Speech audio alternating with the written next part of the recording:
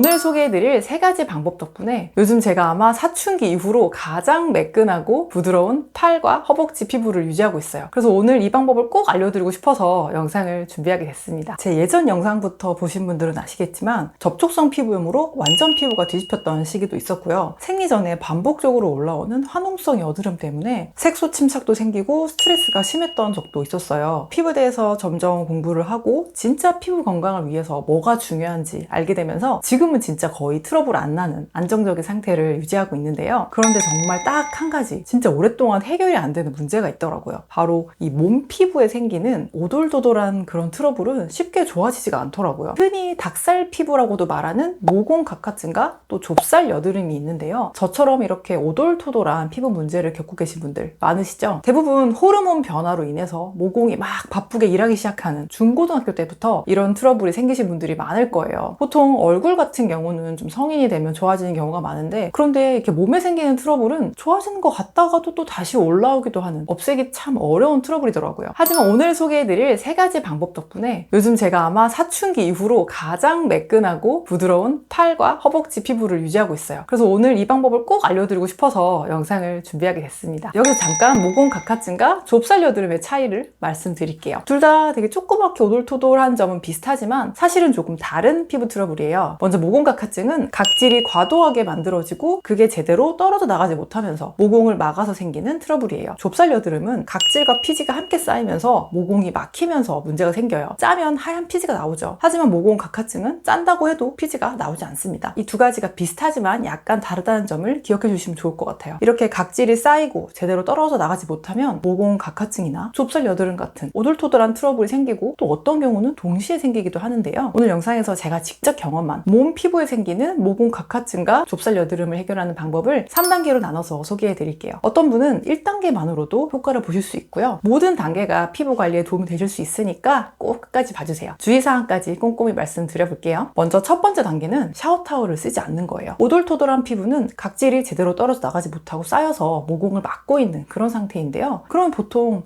그럼 빨리 각질을 없애버려야겠다 이렇게 생각하시죠. 물론 적당히 각질을 클렌징 해주는 거 아주 중요해요. 하지만 그 적정선을 넘지 않는 게 더 중요한데요. 과도한 물리적인 자극은 오히려 피부를 더 악화시킬 수 있습니다. 그 중에 하나가 샤워 타월을 사용하는 거예요. 샤워 타월 정도는 별로 자극이 되지 않을 것 같은데? 이렇게 생각하실 수도 있는데요. 사실 우리 피부 각질층은 생각보다 더 연약하기 때문에 때를 강하게 미는 것뿐만 아니라 샤워 타월로 밀어내는 행동도 충분히 자극이 될 수가 있어요. 떼수건이나 샤워 타월로 씻어보신 분들은 아실 거예요. 샤워 직후의 그 순간은 어때요? 굉장히 매끄럽고 부드럽죠. 하지만 피부 보호막까지 손상이 되어서 매끄러운 상태이기 때문에 사실 피부는 더 민감하고 약해져 있어요. 쉽게 붉어지기도 하고요. 그리고 그 각질이 없는 상태로 계속 유지가 되는 게 아니기 때문에 결국 계속 문제가 반복돼요. 우리 피부는 원래 가지고 있던 피지나 각질이 과도하게 없어지면 이거 너무 없어졌으니까 빨리 더 만들어야겠네? 이렇게 판단을 하고 급격하게 더 만들어내기 시작하거든요. 그렇게 각질이 급격하게 만들어지고 또 제때 떨어져 나가지 못하면서 이 각질의 주기가 흔들리게 돼요. 모공이 막히고 오돌도돌해지는 그런 악순환이 반복됩니다. 실제로 얼마 전에 아이 때를 밀어주시는 지인분하고 얘기를 했는데, 예전에 때를 안 밀 때는 오히려 때가 안 나왔는데 계속 때를 주기적으로 밀다 보니까 계속 때가 더 나온다고 하시더라고요. 바로 앞서 말씀드린 이 악순환 때문에 각질을 밀어내면 밀어낼수록 각질이 더 나올 수도 있게 되는 겁니다. 그러면 어떻게 씻어야 할까요? 가슴이나 등 이 윗부분을 제외하고는 피지 분비가 활발하지 않아서 그냥 손으로 거품을 내서 가볍게 구석구석 문질러 주시면 그걸로도 충분해요. 만약에 손이 안 닿아서 불편하신 분들은 그쪽 부위만 좀 부드러운 타월을 사용하시는 것도 괜찮습니다. 가장 먼저 샤워 타월 줄이기, 이것부터 꼭 한번 해보세요. 두 번째는 바디 클렌저 선택이에요. 자극은 크게 이런 물리적인 자극과 화장품 성분으로 인한 자극, 이렇게 두 가지로 나눌 수 있는데요. 첫 번째 단계에서 물리적인 자극을 줄여주셨다면 이제 클렌저의 성분으로 인한 자극도 줄여주셔야 합니다. 자극을 줄이기 위해서는 미산성 클렌저를 사용하시는 게 중요해요. pH 5에서 6 수준의 미산성 클렌저를 쓰시면 피부의 보호막을 지켜주기 때문에 수분도 유지할 수 있고요. 노폐물만 씻어주는 그런 효과를 낼 수 있습니다. 세정력이 강하고 뽀득뽀득한 클렌저는 pH 수치가 높은 약알칼리성의 제품들이라고 보시면 돼요. 각질이 올라오고 푸석푸석하다고 해서 이렇게 막 뽀득뽀득하게 씻어내시면 샤워 타월로 밀어내는 것처럼 사실은 일시적인 효과밖에는 주지 못합니다. 피부 보호막까지 씻어내는 결과로 이어지기 때문에 수분을 지키지 못해서 점점 더 건조해지고 곰팡이균이 살기 좋은 환경이 되어서 외부 자극에도 취약해져요. 이렇게 피부 장벽이 점점 약해지면 피부가 제 기능을 못하고 또 각질이 잘 안 떨어져 나가는 이런 현상이 발생하는데요. 피지가 많지 않고 건조 건조함을 느끼는데도 불구하고 모공이 막혀서 건성 피부인데도 좁쌀 여드름이 생길 수 있고요. 모공 각화증도 더 악화될 수 있어요. 외부 자극에도 강하고 피부 보호막을 지킬 수 있어서 수분을 빼앗기지 않는 가장 건강한 피부 상태인 pH 한 5에서 6 정도의 미산성 클렌저를 쓰시는 게 정말 중요합니다. 사실 약산성은 조금 더 낮은 수준인데요. 보통 약산성과 미산성 용어를 좀 혼용해서 많이 사용하고 있어요. 제품을 구매하실 때 상세 페이지를 보시고 약산성 또는 미산성 또는 pH 5에서 6 이런 단어가 있는지 체크하시고 구매하시는 걸 추천드려요. 저는 이 허그문 샴푸바로 샤워, 세안까지 다 하고 있어요. pH 5에서 6 사이의 미산성이어서 충분히 샴푸, 세안, 샤워까지 다 하시기 좋고요. 피부 장벽과 피지 컨트롤에도 도움이 되는 나이아신아마이드부터 완두콩 단백질, 덱스판테놀, 알란토인 같이 보습과 피부 장벽에 관련된 성분들도 충분히 넣었기 때문에 씻으면서도 뭔가 보습이 되는 것 같은 그런 부들부들한 사용감이 정말 좋은 제품이에요.